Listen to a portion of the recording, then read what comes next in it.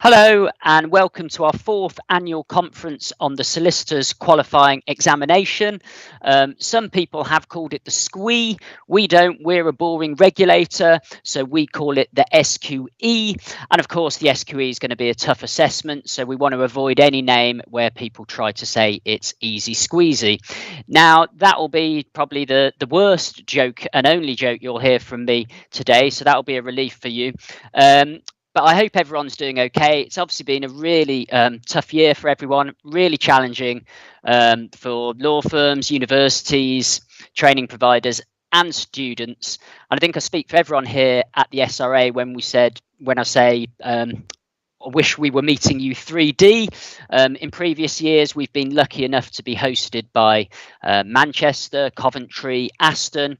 And one of the best things about those events has been actually the chance to meet face to face, have a chat over coffee, get your thoughts in breakout sessions and hear what's going on in your world. And unfortunately, we're not going to be able to recreate that today.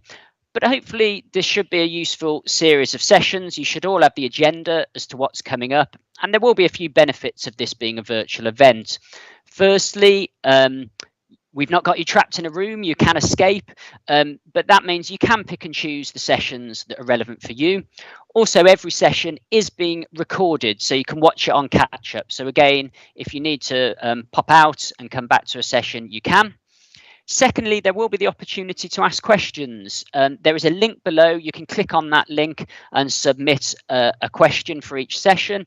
There's a good chance we won't have time to get through every single question we get submitted. So what we'll do is we'll try and collate together all the factual questions we get and either publish them or send an answer if relevant to the individual who's asked. But it'd be useful if you therefore could put your name on any questions you submit. And thirdly, feel free to share your comments on Twitter. We'll be tweeting under the SQE hashtag. Now, one final warning before we get going. You may have noticed yesterday that there was a global outage on YouTube and on Google services. As it went down, my blood pressure definitely went up. We're hoping that does not happen today. But if something similar does happen, keep an eye on your email. Keep an eye on our Twitter account and we'll try to let you know how we're going to get things going again, but hopefully that won't be necessary. So let's move on to the content of our first session. And first up, we're going to have Julie Brannan, who's our Director of Education and Training. Many of you will be familiar with Julie, but she's very much the sort of architect and the lead on the SQE. She was previously a litigation partner at Herbert Smith, and she also ran the LPC at the Oxford Institute of Legal Practice. And she's going to be sort of running through the headlines where we've got to and what's coming up on the SQE. And after that, we'll hear some words from Jeff Coombe, who's the independent reviewer for the SQE. I think he's been in that role for 2 years now. And he has over 25 years experience at the largest A-level and GCSE exam board, including on the executive board. And more recently, he's been working as a consultant on a range of regulatory and assessment with a range of regulatory and assessment organisations on things like assessment assurance. So those are our speakers. So I'll hand over to Julie now for her presentation. Hello, everybody, and thank you very much for coming to, as Ben says, the fourth of our SQE annual conferences. I thought I would start off, as usual, with a slide which is probably very familiar to many of you. It's our reminder slide of what the SQE covers. I know that this year in our SQE conference, we've got a range of people in the audience, lots of training providers who have attended each of those sessions in previous years that Ben mentioned a moment ago, for whom this slide will be very familiar. But we also have some potential candidates joining us today, and also some law firms, and what the SQE is may not be so familiar to them. So I thought it was helpful just to start again with a reminder of what the SQE is, what it's intended to do, and how it works.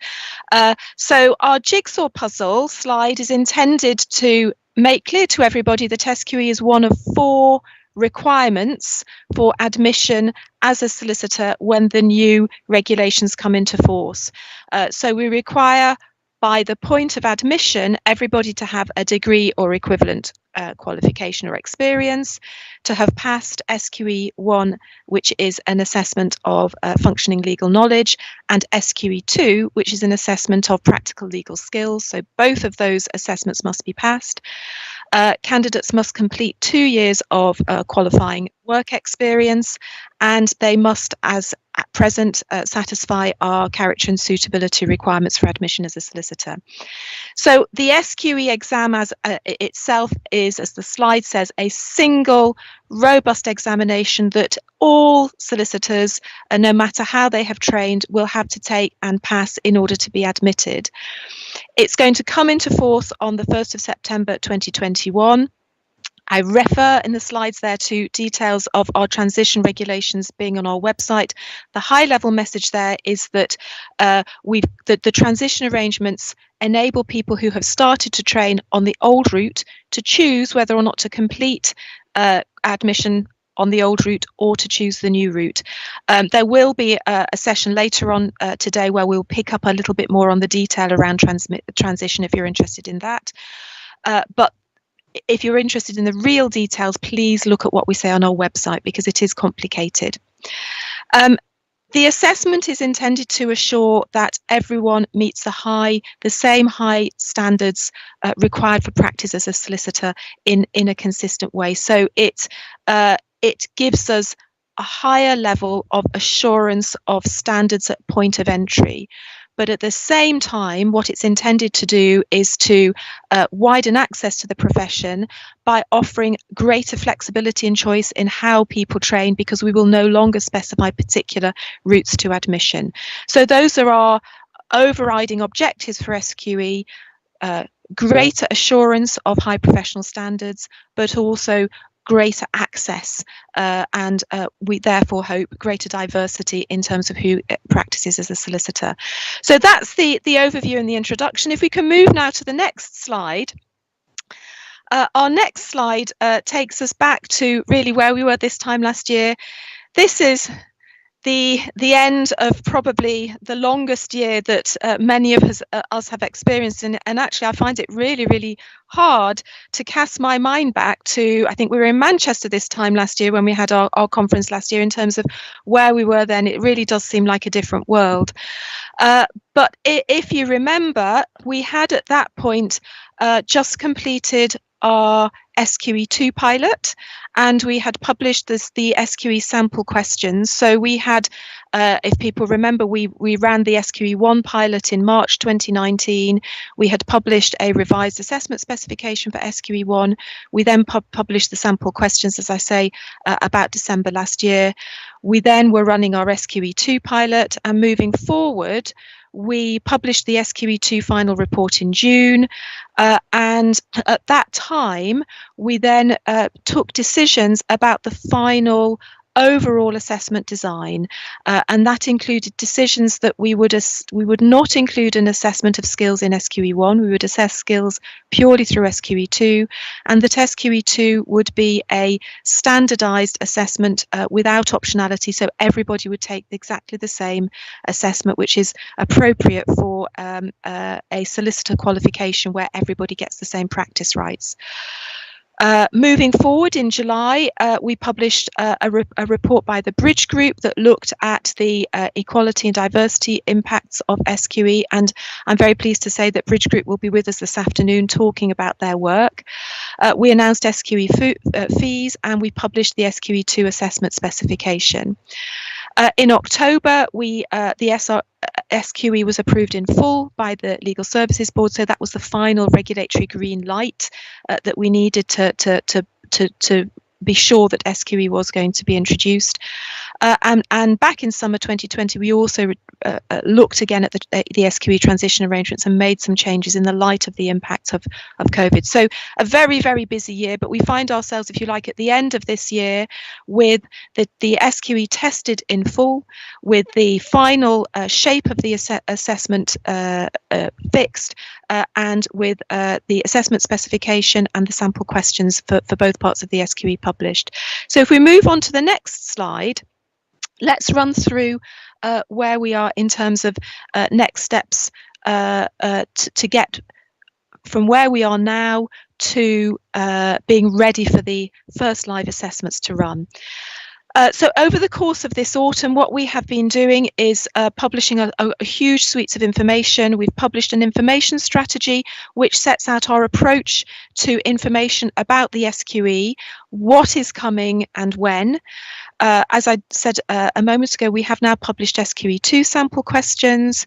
We ran a session for law firms as part of our compliance conference back in November about what the SQE means for law firms. We have published further guidance about qualifying work experience, and there'll be a session on qualifying work experience also later on this afternoon. We've begun to publish the suite of academic documents that you would expect. We've published reasonable adjustments policy. We have published information on the registration and booking process. And again, there is a session on that at, I think, 10:30 this morning. So more detail to follow on that. We're running our SQE conference now, and information about appeals and complaints, that's due to come out shortly after Christmas in the new year. Marking and moderation policy will come out in spring, and then also in spring we will be launching our first two, if you like, pre-SQE applications, the applications process for qualified lawyers who wish to apply for exemptions from the SQE, and the applications process for people to, or the registration process for candidates who are already gathering qualifying work experience who want to start registering it with us. So those processes will be available in the spring. We're also going to be launching the SQE website. At that stage, when it first launches, it will be an information website, but people should be able to register to take the SQE. But the bookings will not open until summer for SQE1. Also in summer, we'll publish information about the data we propose to publish on SQE. The formal regulations come into force on the 1st of September 2021. And the first sitting will run for SQE1 in November and SQE2 in April 2022. So there you are. That's what the coming year, the shape of the coming year looks like for us. And just moving on to the next couple of slides and running through these quite quickly. I did want to conclude my remarks this morning by picking up on something which for me is very, very important in what the Bridge Group said in its recommendations to us in its report. We have, we hope, put in place a framework which gives greater opportunity for both training providers and the profession and all stakeholders to act in ways which promote wider access to the profession. We can do our bit by the wider flexibilities encompassed within our framework, but as the Bridge Group said, this is an area where all of us need to take action, where we all have a joint responsibility to take action to realise the benefits that SQE can bring.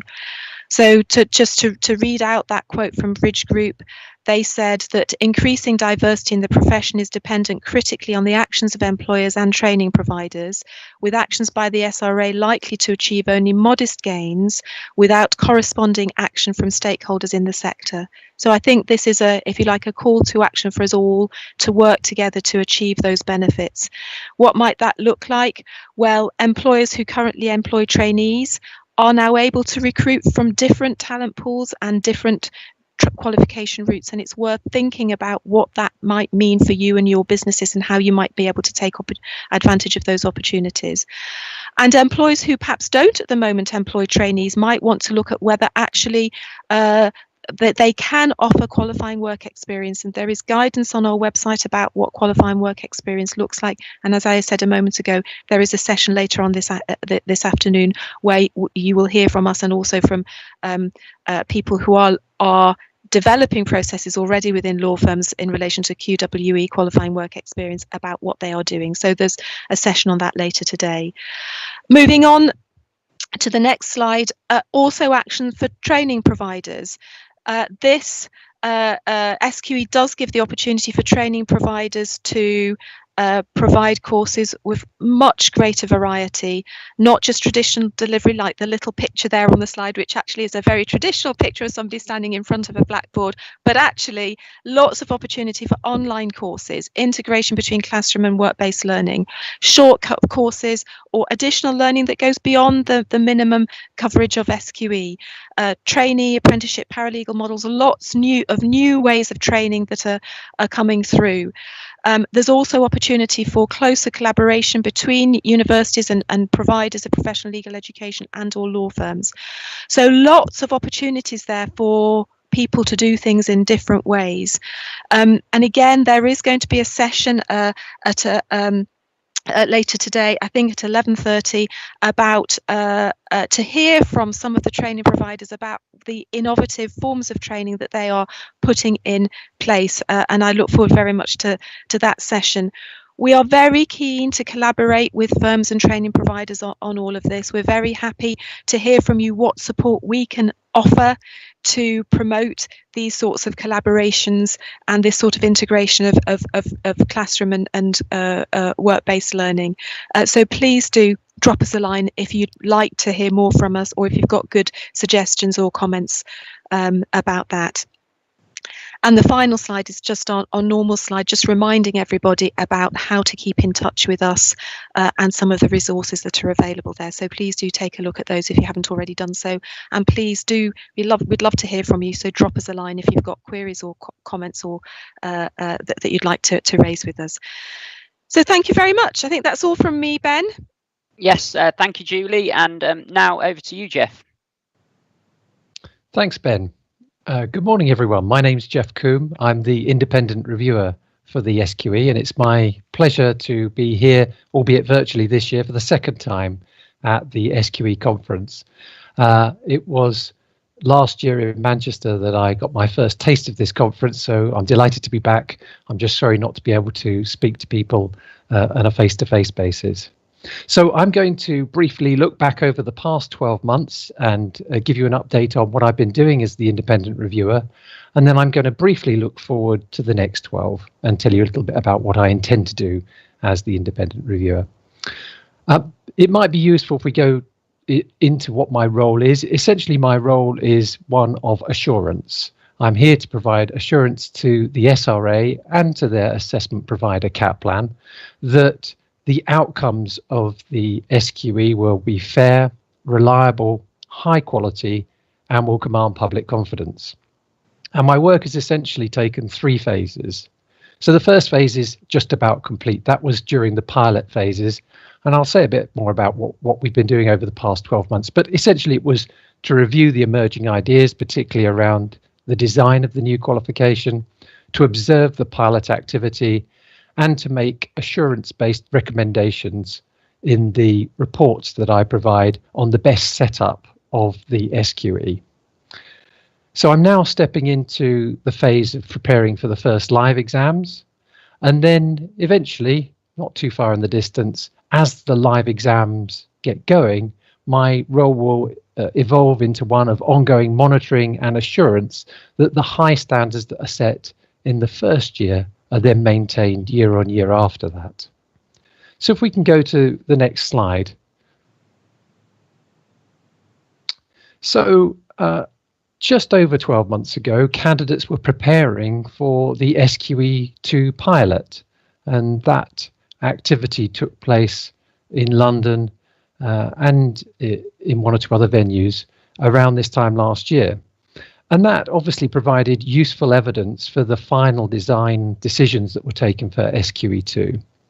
And what I observed, particularly during the face-to-face live interaction assessment days, was planning and logistics of the highest quality. Indeed, one of my recommendations in the report was that that sort of very high standard that was set for the pilot needs to be maintained year on year after this. I also recommended some detailed improvements, and they were set out in the report that was published that I produced in July this year.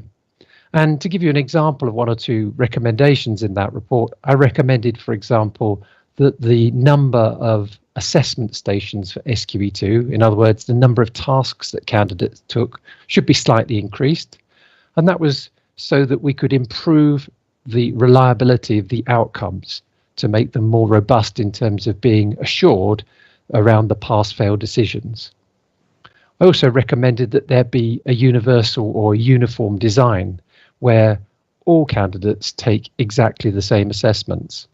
And I made some recommendations which were aimed at supporting equality of opportunity for all candidates.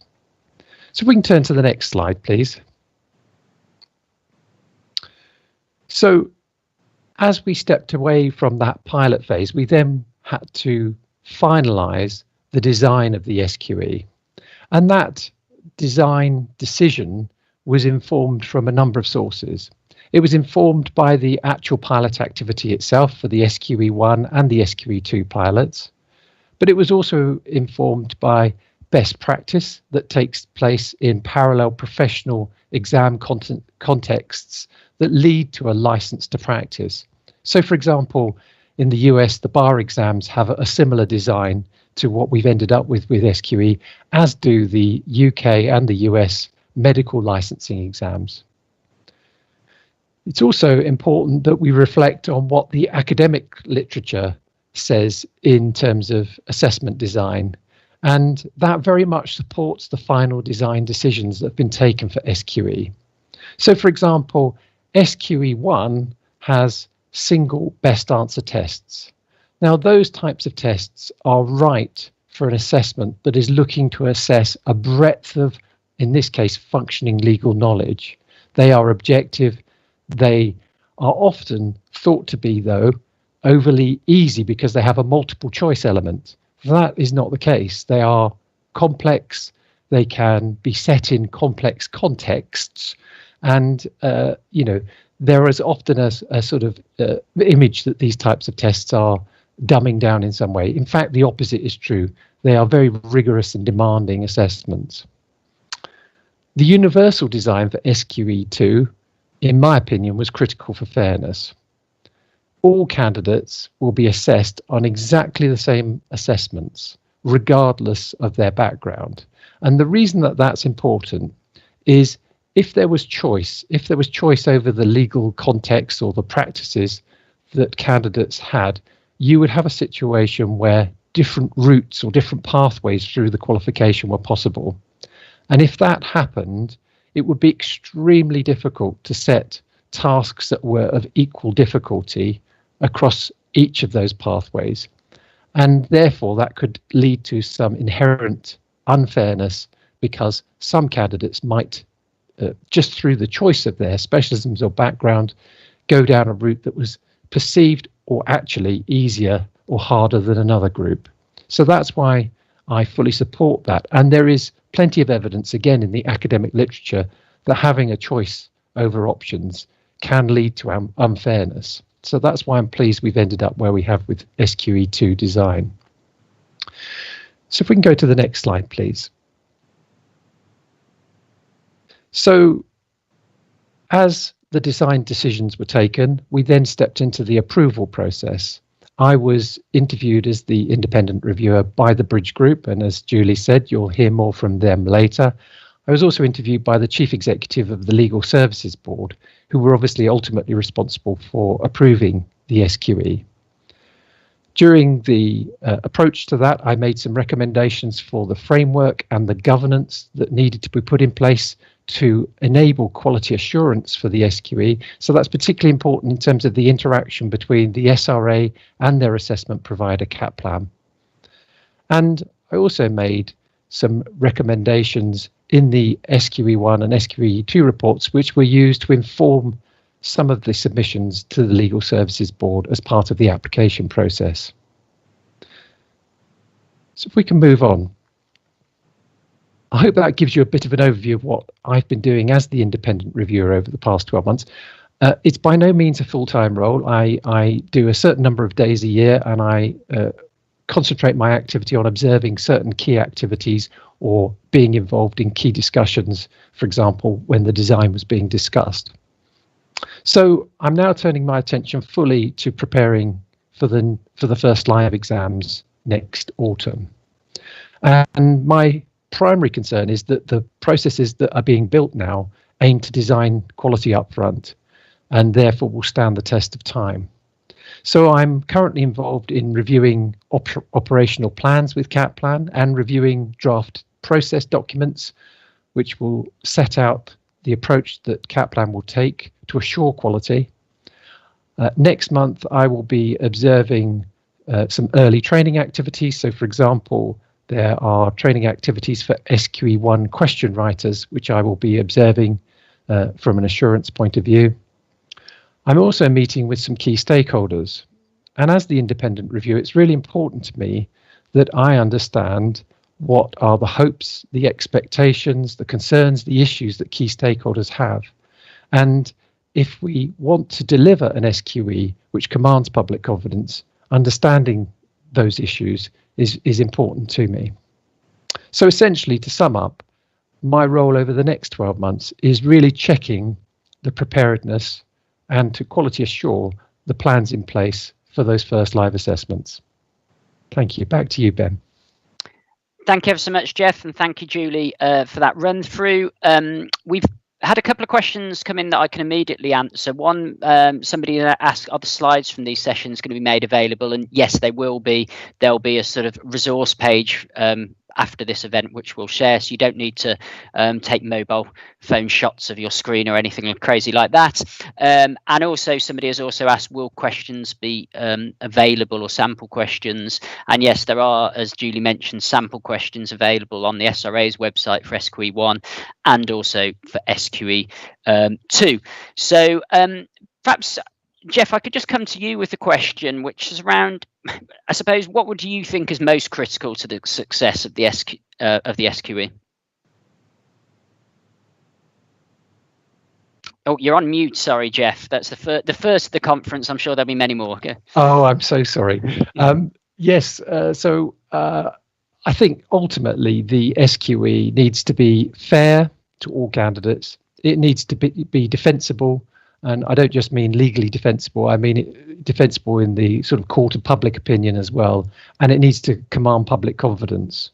I think those are the sort of three things that guide me in terms of my work. And that's what I'm looking to try to ensure happens as the plans evolve over the coming months to deliver the first live SQE exams. Okay, that's great.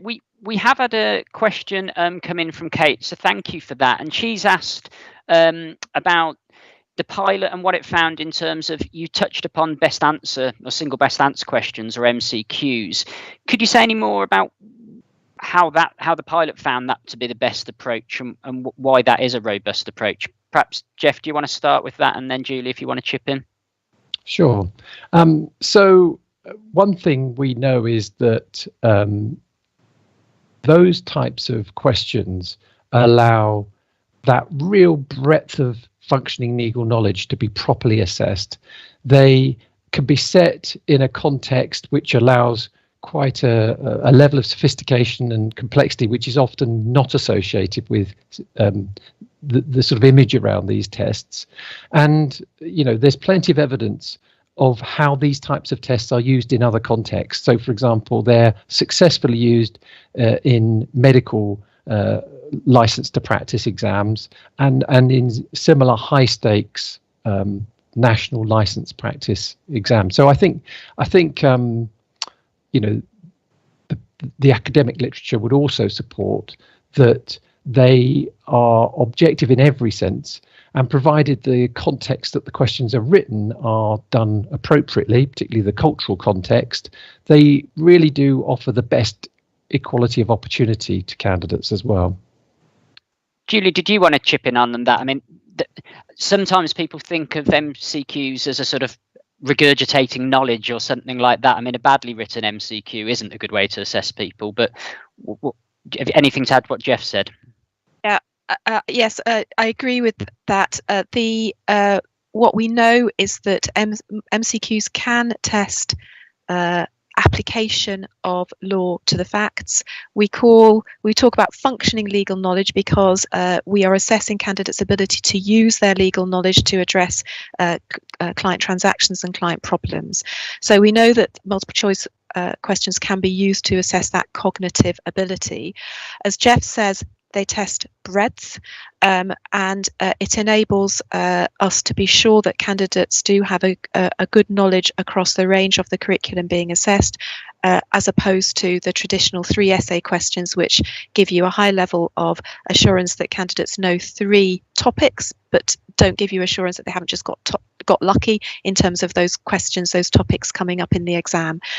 What we also know is that multiple choice questions can't assess a whole range of other legal skills. They can't assess legal writing, legal drafting, the formulation of a persuasive argument. Those are absolutely critical tasks and skills for a lawyer, and that's why we have, on top of SQE1, we have SQE2, our practical legal skills assessments. And one of the things that one of the decisions we reached through the testing process is that we would have a 50-50 weighting in SQE2 of application of the law and legal skills, so that we are properly testing through SQE2 candidates' ability to use their legal knowledge in the context of the various skills and tasks and transactions that lawyers need to be able to undertake competently. Thank you, Julie. I think we've got just a few minutes left before we finish. I did just want to ask. I was going to ask, and we've just had a question actually coming on this. You talked about equality of opportunity, Jeff, and we've just had a question about, in terms of the sort of equality impacts of MCQs, whether they're fair. Do you want to just expand a bit on? And it might be worth, not just in the context of MCQs, how you've reassured yourself that the SQE is fair and it's not potentially going to, discriminate against certain groups of candidates. And that might be something, Jeff, you want to say something on, and then Julie. I mean, it's an absolutely critical area. Obviously, we've got to remember that any examination can only do so much, though, because when a candidate is presented to an examination, their background and their knowledge and their experiences and what they have been through life, and what they've been prepared for, makes a big impact in terms of attainment. But it's crucial that the examination itself does provide equal opportunity to all candidates. And best answer tests are about as objective as you can make any type of assessment, actually. And it's important that it's understood that as long as the care is taken in the way in which the questions are written, and that they are put into a context that is appropriate. Of course, it should have appropriate technical, legal language being used, but it shouldn't have unnecessarily complex language beyond the necessary legal language that's used. Is an example of where setting the context for the question is very important. It's really important to remember that in having standardized tests, which we are doing for the first time ever in the context of solicitor qualification here, we're going to have a very rich data set, and that data set will really allow us to analyze because we will have knowledge of the background of candidates, to look at if there are differences in performance, what more can be done to ensure that there is that equality of opportunity. And that data set has never been available before in a solicitor qualification context. And then finally, there are obviously some mitigations that CAP planners, the assessment provider, can put in place. So they can ensure they've got a diversity in terms of the people that they appoint to write the exams, to mark the exams. They can provide appropriate training. So there are mitigations that they can put in place to provide as much equal opportunity as possible. I don't know whether Julie wants to add to that. Just a couple of very brief points on the assessment methodology. First of all, reinforcing a point you made earlier, Jeff, the one obvious advantage, but really important advantage of multiple choice questions is that they're objectively marked. So you eliminate a whole area where there is a risk of human interaction in the process. That's eliminated through that in that particular format, and that's really important to bear in mind. And the other point in relation to SQE1 assessment is that the assessment methodology enables us to drill down and look at the performance of each individual question and analyse that and see whether actually there are issues in relation to the performance by protected characteristic of different candidates on a question by question basis.